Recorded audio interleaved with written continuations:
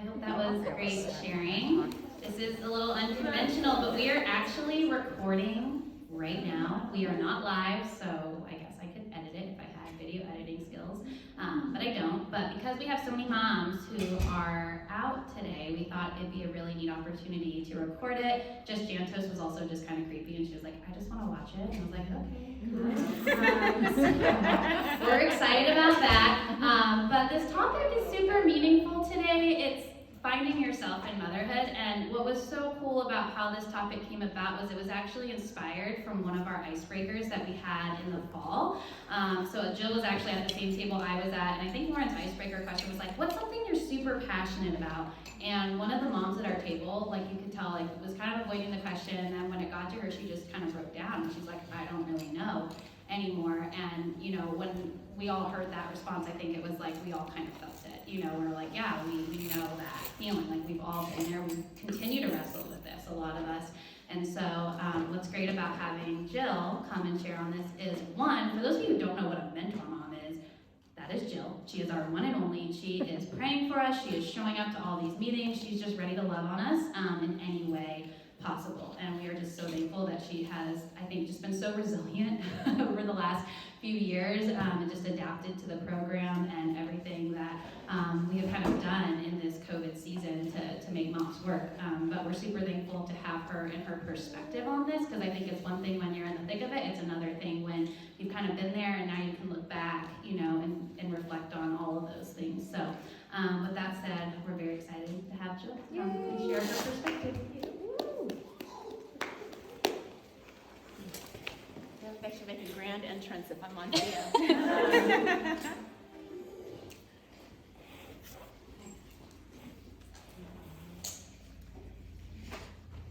have a lot of notes. I'll just start off by saying that this topic really, really made me think and dig deep. So I have a lot of ideas, and hopefully it's all going to be something that you can glean something helpful or useful out of. Sorry. Oh, it's okay.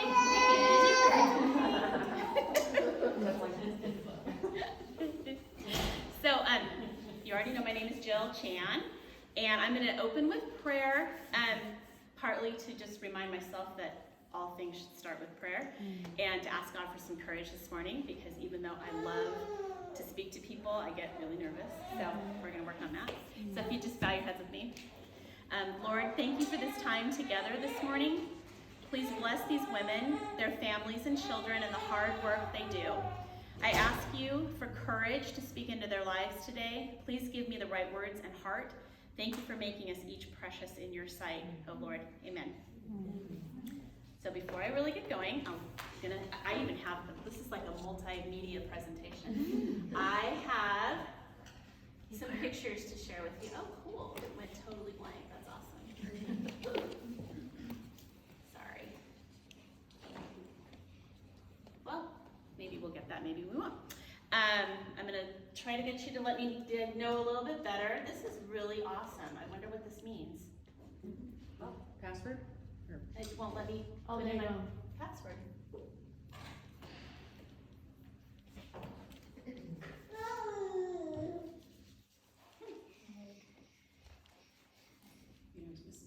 Well, we'll just move on. Okay. Okay.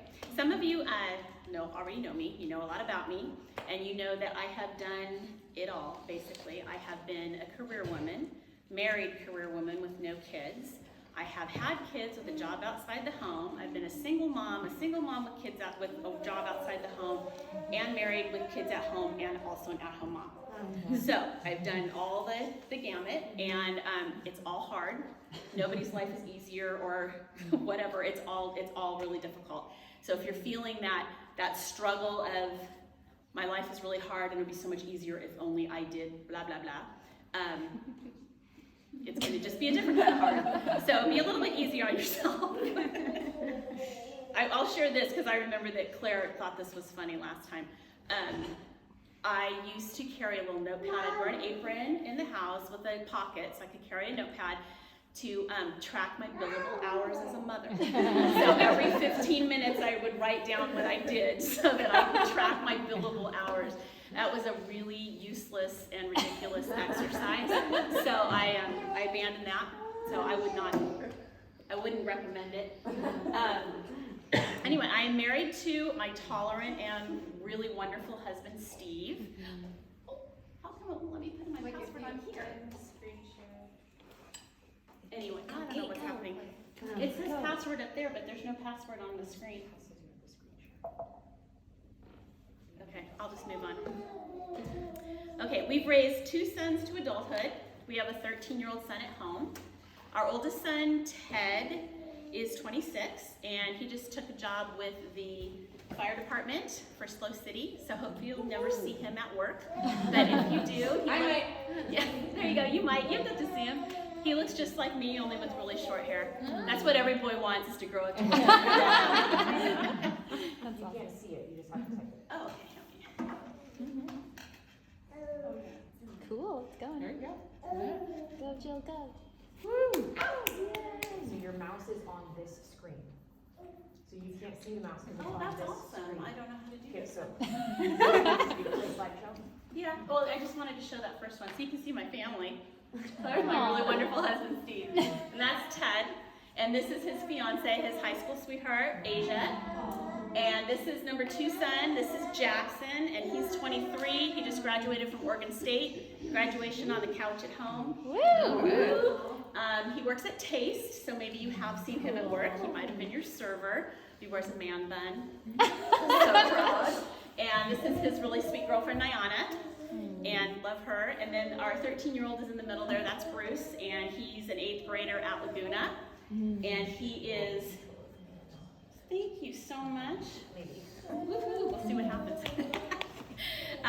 His thing right now is mock trial. Yeah, he loves it. It means that we have some really interesting debates at home about things. So he's also super into his friends, which is really appropriate. He's into things that I don't understand, but that's okay. I love him, he's cool. So this morning we're going to talk about recognizing yourself in motherhood, and it's a huge topic to discuss. I see no foreseeable end or resolution to this topic. It's an ongoing process. I'm not an expert on it, but I have just a little bit more life experience than most of you. So hopefully I've learned something that will help you as I talk about what I've discovered while exploring my identity and realizing more about who I am. So first off, my identity, and yours as well, rests in the fact that we are the beloved daughters of the King. We can rest assuredly in that, lean into it, and count on it always. And no matter how else we identify ourselves or are viewed by other people, his love for us will never change. So that's your go-to all the time. Whenever you're starting to really struggle with your identity, go to that. Along with my thoughts on identity and motherhood, we'll look at some strategies for exploring yours through some ideas that I've discovered, and we're going to do a guided visualization. We'll have some discussion time, and I just really appreciate that you asked me to come and share with you. So Claire mentioned that this topic grew out of a MOPS icebreaker to share what we're passionate about. And it's a super tough question for me to answer, for a lot of people to answer. And what are you passionate about? Who am I anyway? Now that I'm someone's mom, what happened to the rest of me? Is this all there is? And I've done a lot of soul searching to answer this myself, and it's been a real challenge, as I mentioned.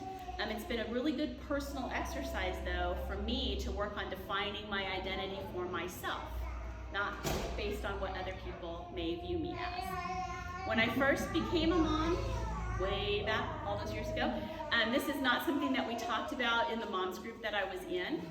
I love the idea that we're going to talk about it, because I felt like when I first became a mom, you're a mom. You know, that's what you wanted, that's what you chose, you did this on purpose, and there you go. And so that was pretty much the attitude I felt like. So I think this is really refreshing. Discovering our identities is really a lifelong journey, like I mentioned. When I was a child, I was secure in my identity of firstborn, first daughter in several generations, loved daughter of my parents. As I grew, my identity became more defined for me by what I was good at, what my grades were like, what sport I played well, my clothes that I wore. And then as I got older, it was identified by what boy I was dating and what hot car he drove. And that's super shallow, but I have to really admit that that is where I got a lot of my identity from. I found my identity more through outside influences and what I thought other people would find important. And I didn't really look to my own self or to God to find my identity. As I turned towards my college years, I still found my identity in that way by what college I would attend, unfortunately still my boyfriend, but I began to shift towards seeking my identity through my projected future. So I wanted to head to New York and, let's see if this works, and break into Broadway or some other acting form. I believed I was really passionate about singing and dancing and acting. I was searching for the identity that I thought I would find in becoming famous. I had these big dreams of red carpets and Academy Awards and gorgeous dresses and all that kind of stuff.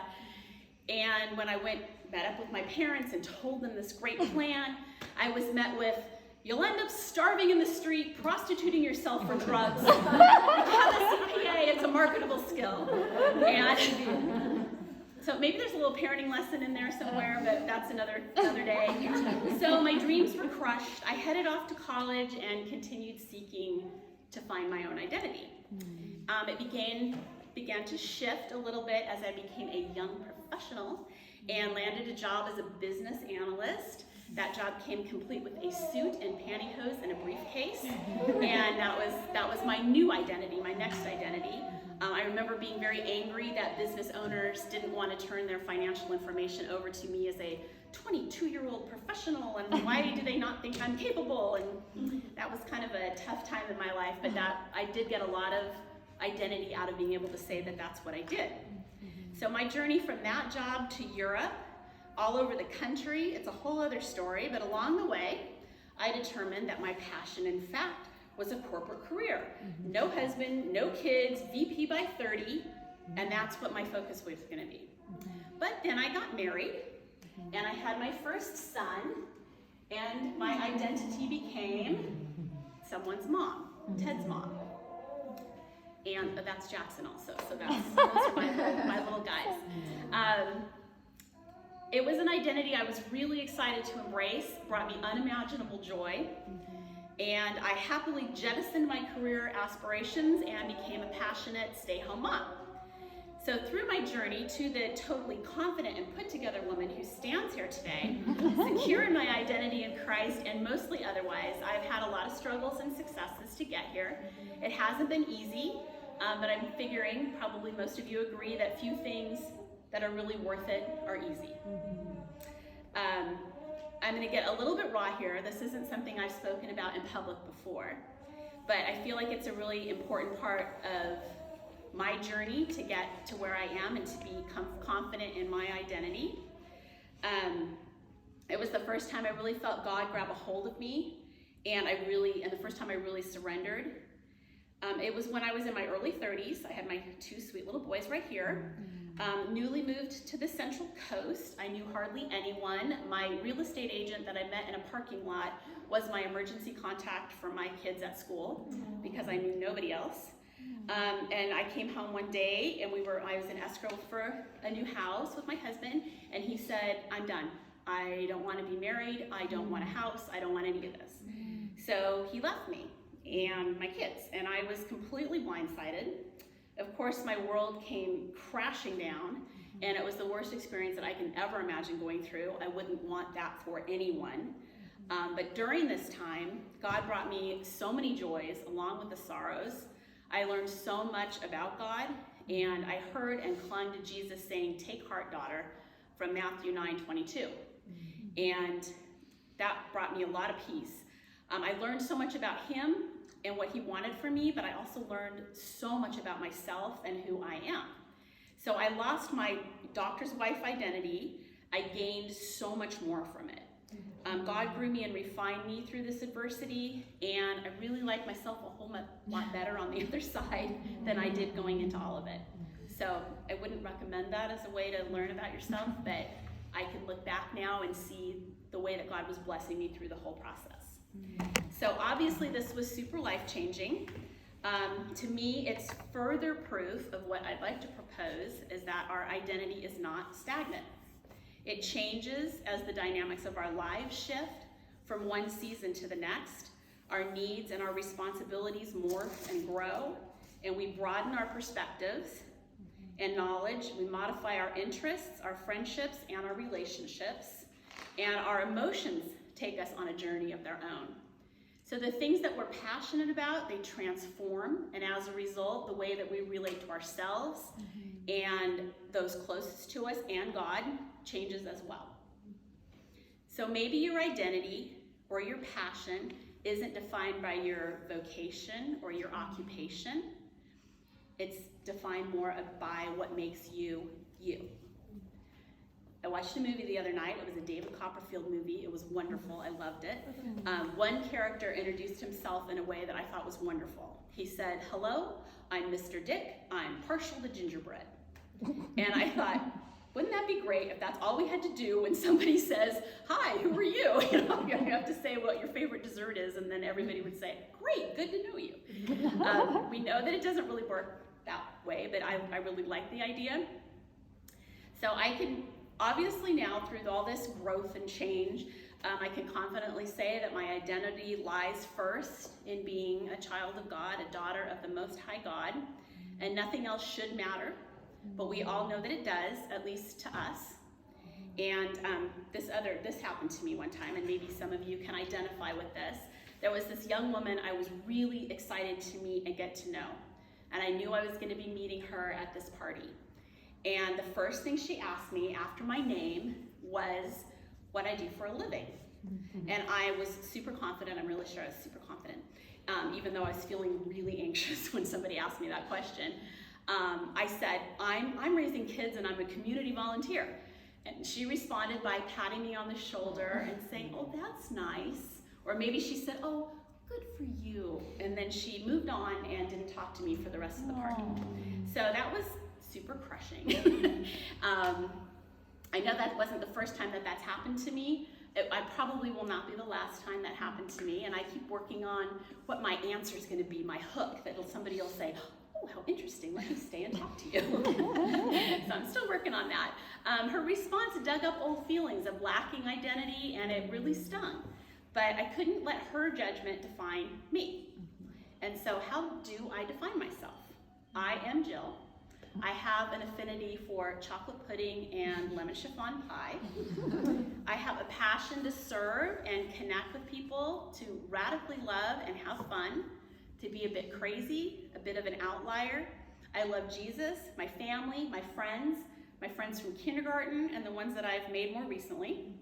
And I'm happiest when I'm with my husband, my boys, their girlfriends, and we're all together. I love being at the beach. I love happy noise. And my identity is all wrapped up in being this woman, someone who still loves to dance and sing. Even though I won't be on Broadway, I can still dance and sing. I can still hold my own in a mosh pit at an English beat concert. And that makes me pretty proud of myself. I'm a reader, a movie lover, a hiker, and so much more. And I anticipate expanding my identity, continuing to grow and experience as much as I can of what this life that God gave me has to offer me. So let's back up just a little bit. I want to be clear, if I haven't been clear already, that it's taken me a long time to get here. So I'm going to return to when my identity was found mostly in being a mom. I believe with my whole heart that being a mom was a journey that God had me on and still has me on from the beginning. It just took me a little while to recognize it. And being a mom is probably not in my own opinion, only my opinion, but in everybody's. It's a very important job. It's the pinnacle of importance. And I came across this quote recently from Jackie Kennedy. I wonder if anybody even knows who Jackie Kennedy is anymore. But anyway, she said, if you bungle raising your kids, I don't think whatever else you do matters very much. And I found, no pressure, but I do think that it's a great quote, because it shows, that just the extreme importance of being a mom. And we should all feel really good about that. I hate that phrase, just a mom, so I forbid that phrase. We've established that motherhood is a strong identity in itself. We've established that you should strive and grow. We should all strive and grow our identities throughout our lives, and that they can and should consist of many facets. And there are so many ways to establish and maintain our identities. The mom identity, you can say with confidence that being a mother is important. Sometimes it's crushingly important. So I've got a little data here just to make you feel good about your mom job. Did you know that mothers of preschoolers have to stop to take care of their child's needs at least 210 times per day? And in addition to those, and that's just for one kid. So, and in addition to those precious little needs, your laundry may total more than 330 loads, or 5,300 articles of clothing per year. So even though you're feeling like maybe you're slowing down a little bit, you're busier than ever. So you need to honor that yes, these are busy times. Placing your interests and needs aside can contribute to your loss of identity. The necessity of slowing down, a sense of loneliness, maybe even boredom, which I don't remember the last time I was bored, but I've heard that some people feel bored. Those can also be contributors, along with maybe you've left a career that came with accolades and rewards, bonuses, a regular paycheck, and maybe a sense of freedom. But motherhood can also teach you to be less self-centered, more giving, and more willing to make sacrifices for the good of others. So those are all good things, and there are so many more. So how do we move along in this journey to discover our identities? Along with prayer and reflection, remind yourself to be gentle with yourself and take care of yourself. Think about, what did I like to do before I had kids? Do those things still interest you? Keep caring about how you look. I always come to MOPS and say, boy, there's no problem here. You guys all look amazing. You're all gorgeous. And if this is the only time you pull yourself together is for MOPS, then that's a really good start. Keep it up. It's fantastic.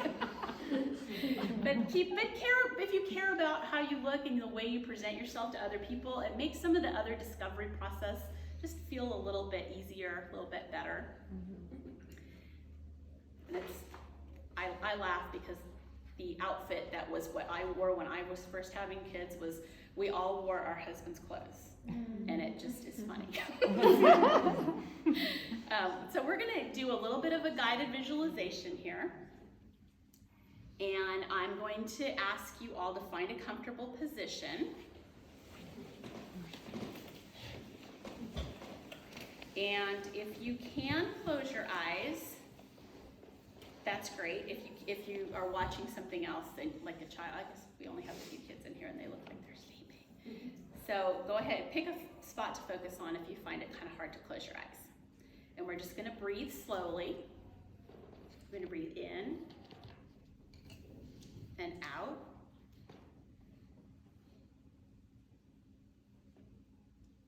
And I want you to invite you to picture yourself in a place that makes you feel very contented. And in this place, you're alone. This is a place that's remarkable to you personally. And while you're thinking about this place, go ahead and fill in the details of where you are. What do your surroundings look like? Are you outdoors or indoors? What colors do you see? What sounds do you hear? Maybe you can even identify what you smell. Just continue to breathe and just rest in this place.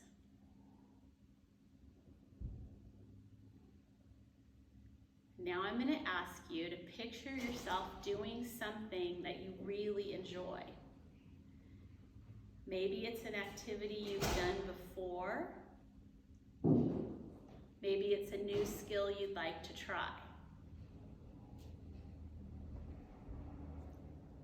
Maybe you're dancing. Maybe you're creating something. Maybe you're reading, listening to a lecture.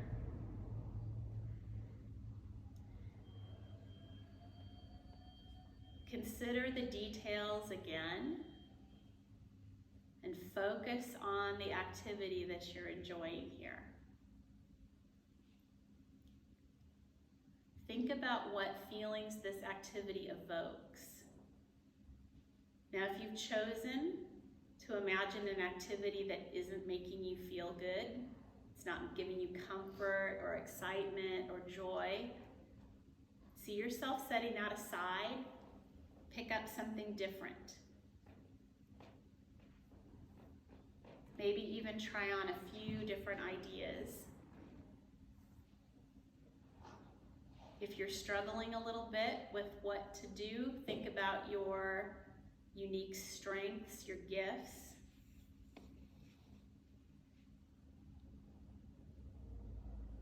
And really see yourself excelling at this activity, enjoying and feeling like yourself, or maybe the you would like to become. Just really dive into this activity.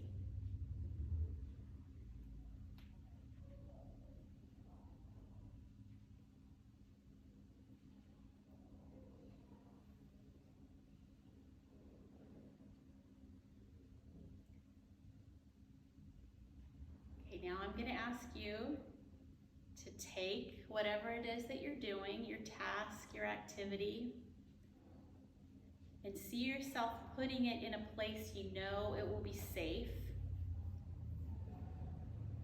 a place where you can easily return to it.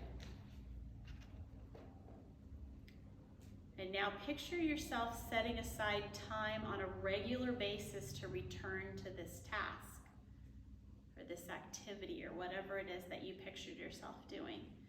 Think about how you will feel when you are able to return to it, how it will add to the enjoyment of your life, and how it might contribute to your sense of identity.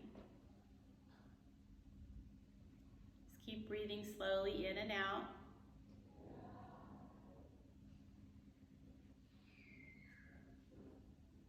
Okay, go ahead and open your eyes. And we have some questions on the table. If you guys want to just take a couple minutes to just consider what activities it is that you thought about doing, how that made you feel. We'll take a couple minutes just to go ahead and talk about that. Unless you went to sleep. Maybe I'll pause it and then. Yeah.